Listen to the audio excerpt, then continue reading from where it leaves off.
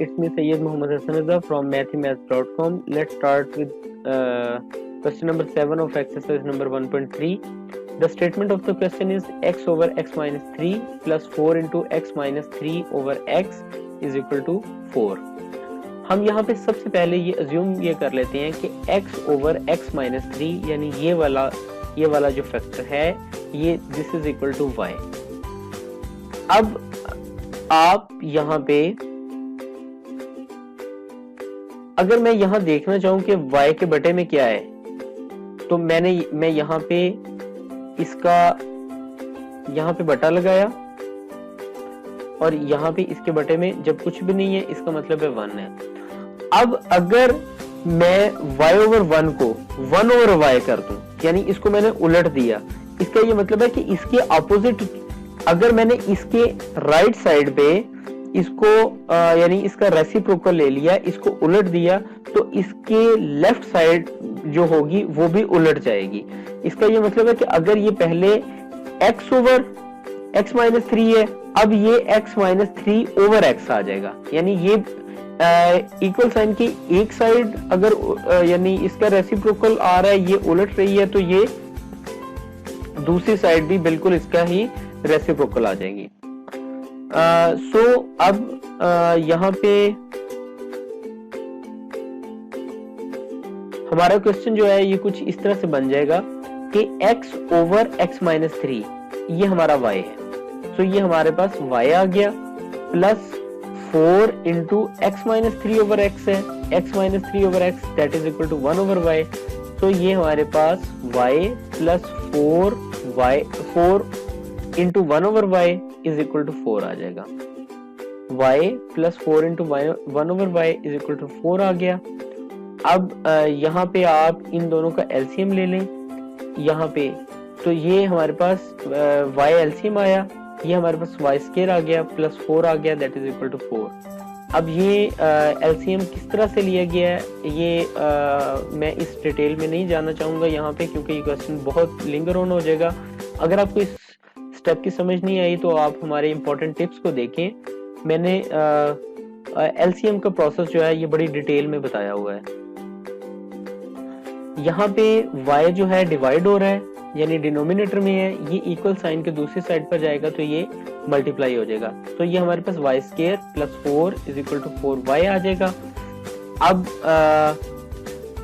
ये 4y यहाँ पे प्लस में है, सो ये इक्वल साइन के दूसरी साइड पर आएगा तो ये माइनस में आ जाएगा, यानी ये हमारे पास y square minus 4y plus 4 is equal to 0 आ जाएगा. अब आप इसे बिल्कुल इसी तरह जैसे कि लास्ट क्वेश्चन में हम करते आए हैं कि यहाँ पे हम इसे फैक्टराइजेशन की कोशिश करते हैं थ्रू पेयरिंग. तो यहाँ पे 4 और 1 मल्टीप्लाई होंगे तो ये हमारे पास 4 आ गया. अब इसके हम पेयर्स बनाते हैं. एक हमारे पास 1 मल्टीप्लाइड बाई 4 आ जाएगा, 2 मल्टीप्लाइड बाई 2 आ जाएगा. तो यहाँ पे जो हमारा मोस्ट सूटेबल पेयर आएगा ये 2 और 2 का आएगा. सो ये हमारे पास आ जाएगा y square minus 2y plus 4 is equal to 0. यहाँ इन दोनों में से हमने y को कॉमन लिया तो ये हमारे पास y माइनस 2 आ गया. यहाँ पे माइनस 2 को कॉमन लिया तो ये भी हमारे पास y माइनस 2 आ जाएगा that is equal to 0. Minus 2 लेने का सिर्फ यहाँ कॉमन लेने का सिर्फ मकसद ये था ताकि यहाँ पे हम ये माइनस का मकसद ये था कि ये जो ये प्लस है ये भी माइनस में चेंज हो जाए. अब अगर आप इसे वैसे इसे माइनस को यानी यहाँ अंदर मल्टीप्लाई करें तो ये एक्चुअली प्लस ही आ जाएगा. अब यहाँ पे हमारे पास y माइनस 2 को यहाँ से हम कॉमन ले लेते हैं, इसमें से भी और इसमें से भी. सो आपके पास यहाँ पे रह जाएगा y माइनस 2, ये y माइनस 2 और y माइनस 2 आपने कॉमन लिया दैट इज इक्वल टू 0. अब y minus 2 is equal to 0 आ जाएगा. यहाँ भी y माइनस 2 क्योंकि ये दोनों इक्वल टू 0 हैं, सो ये दोनों y minus 2 is equal to 0, y minus 2 is equal to 0, y is equal to 2, यहाँ भी y इज इक्वल टू 2 क्योंकि माइनस 2 है, ये इक्वल साइन के दूसरी साइड पर जाके प्लस 2 आ जाएगा. अब यहाँ पे वो इनिशियल y की वैल्यू जो कि हमने स्टार्ट में पुटअप की थी, यानी y is equal to x over x minus 3, इसको हम यहाँ पे सब्स्टिट्यूट करते हैं, so x over x minus 3 is equal to 2 आ जाएगा। यानी ये y जो है, ये बेसिकली हमने क्वेश्चन के बिल्कुल स्टार्ट में y की वैल्यू जो है वो x over x minus 3 put की थी। सो हम यहाँ पे भी y की value x over x minus 3 जो है हम पुट करते हैं, दैट इज इक्वल टू 2। अब यहाँ पे x माइनस 3 जो है इक्वल साइन के दूसरी साइड पर जाके इससे मल्टीप्लाई हो गया, so x is equal to 2 into x minus 3। अब यहाँ पे x इज इक्वल टू आ जाएगा 2 x से मल्टीप्लाई होगा तो 2x आ जाएगा, 2 3 से मल्टीप्लाई होगा माइनस 6 आ जाएगा। यहाँ पे x जो है ये बेसिकली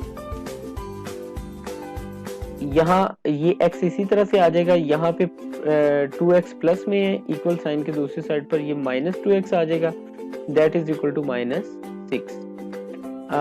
अब ये बेसिक यहाँ पे ये माइनस साइन और ये माइनस साइन कैंसिल आउट हो गए, x इज इक्वल टू 6 आ गया। तो फाइनली हमारे पास जो सोल्यूशन सेट है वो एक 6 यहाँ से आ जाएगा, एक 6 यहाँ से, क्योंकि y इज इक्वल टू 2 यहाँ पे भी है, y इज इक्वल टू 2 यहाँ पे भी है।